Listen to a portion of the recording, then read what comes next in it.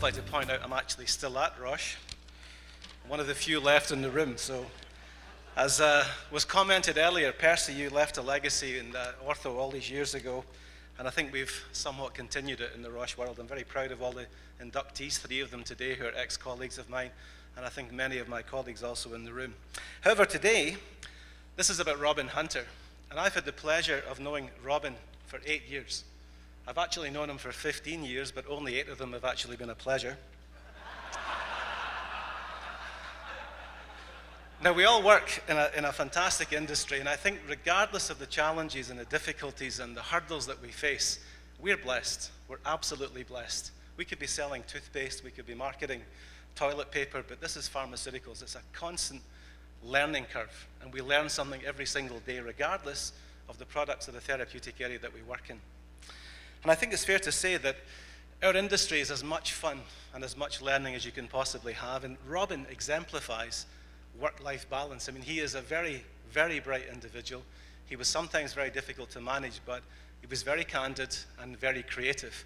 And I think he also balances that with his life outside of the company, and we should all take note of that because life is too short.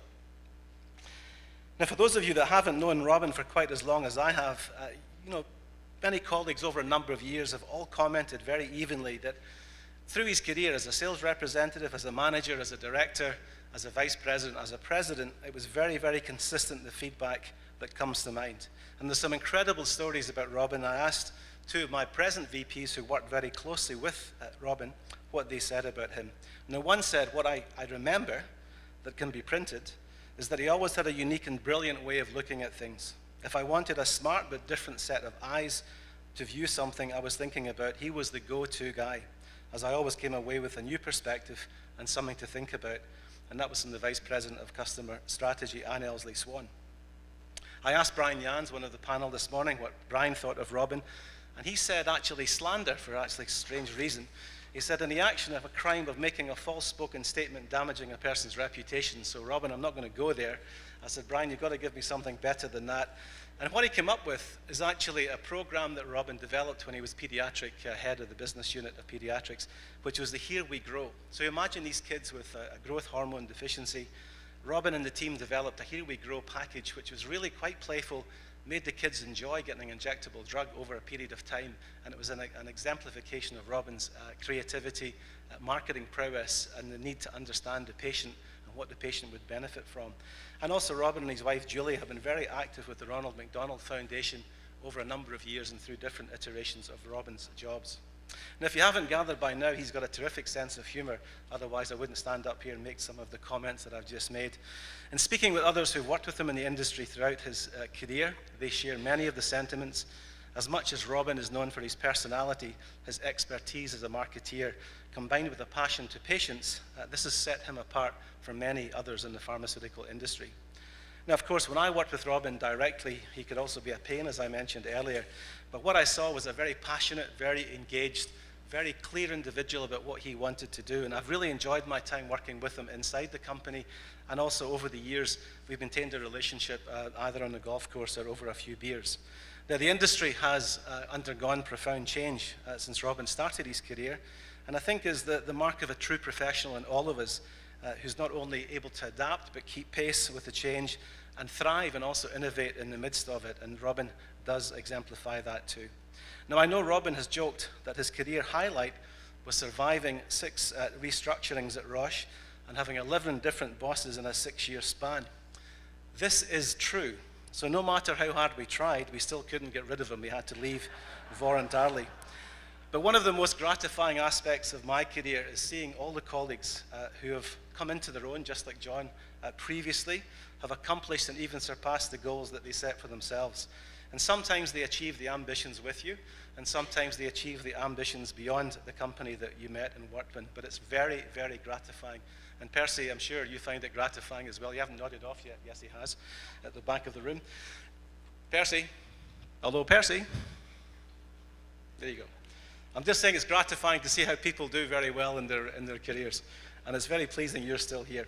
Back to Robin. So Robin, as a former colleague, a current competitor and longtime friend, I want to congratulate you on your induction today and into the Healthcare Marketing Hall of Fame. Ladies and gentlemen, Robin Hunter.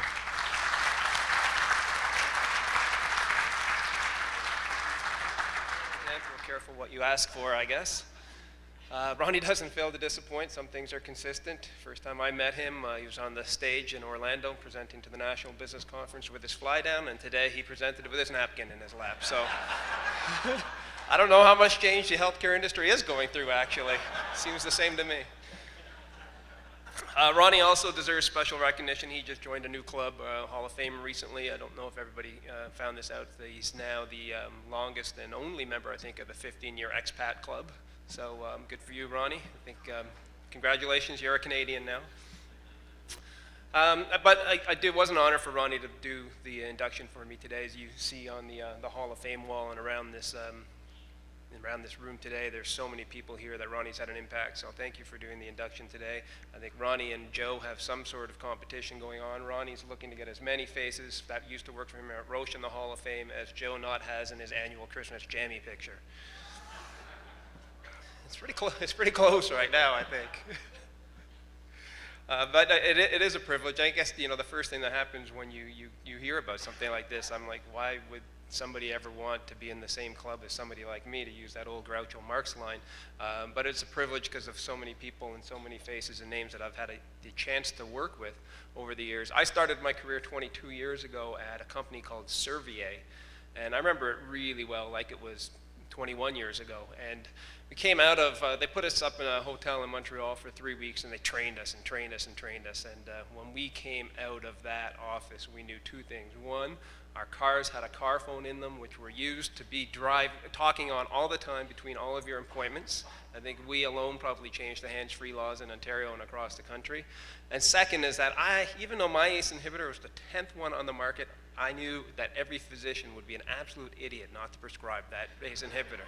It was the best drug. It had to be. It was the 10th ACE inhibitor on the market. And Bill McClay, who's sitting over there, was one of those people I started with many years ago. That drug, Coversil, is a $400 million product now, the biggest ACE inhibitor in the top 10 pharma product today. So I think maybe we go back and renegotiate some of our bonuses. They were right, it turns out.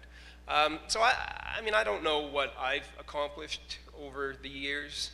Ronnie touched on a few things, but I know if I've accomplished anything to merit induction into this Hall of Fame, it's not because of the things I've done. It's because of the people that I've been fortunate to work with. I did have a ton of different bosses at Roche's. Nobody could exit a VP from Roche faster than me, getting me as a direct report. They ran for the hills quickly. But I was lucky to have a lot of mentors, a lot of colleagues that I worked with, and terrific colleagues throughout the industry who've, let's face it, anybody who's done much knows that it's the team around them that does most of the work that makes us look good. So I do want to thank a lot of the people. If I try to name all of the people that I've worked with, I'll forget somebody, so I won't bother to do that. Although my team is over at a couple of tables there, my new team from Mallinckrodt. They are the people that work in the back office, as we like to call it sometimes, and they don't get seen as much, and they might not get inducted into the Hall of Fame, but I can tell each and every one of you that nobody impacts a patient life on a day-to-day basis like you do and the work that you do every single day. So thank you very much. These are the most vulnerable patients in the healthcare system that we're treating, and you guys make sure that whatever happens to those patients, they are going to be treated safely and effectively. And these are people that literally are up in the middle of the night sometimes doing emergency deliveries to some of our hospitals. So it's an incredible team. You never think as you go along in your career you could possibly work with better people, but I just keep coming across smarter, harder working, more talented people day in and day out. And so I'm fortunate enough to have one of the greatest teams at Mallinckrodt. So thank you, folks. The second piece, as Ronnie alluded to, is family. I just came back from a 10-day trip, so 10 days I've missed a lot of anniversaries, a lot of birthdays, just missed Thanksgiving this year, so those kind of things happen, and without your family supporting you, there's just no way that you could do the kind of things you do. My wife Julia, who also had a pretty important full-time job for the longest time, has given me 3 wonderful kids, and the oldest one, Hudson, middle one, Brooklyn, and the youngest one, Ruby, was a preemie, and she's flourishing now at 6 years old and has more attitude than this whole room put together. I do love coming to this conference. You learn so many things every year. I think we've learned that John Haslam looks nothing like his picture. I think we've learned that we all want to marry Joan's husband.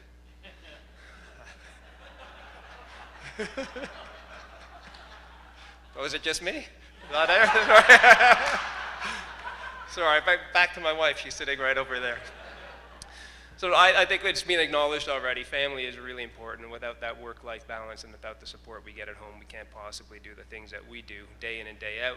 So, a lot of tonight is looking back at some of the successes that we've had and some of the experiences, but I don't see too much use in looking back unless we can use it to look forward. So I will, I'm gonna dedicate this award to a man who figuratively and unfortunately literally has the biggest heart I've ever known. A couple of years ago, he was admitted to hospital due to an adverse event. And while he was in hospital, he had 2 more preventable adverse events, and he never made it back out. So it's 2 years ago this week that my father-in-law, Julia's dad, passed away. So I'll dedicate this award to him. Thank you.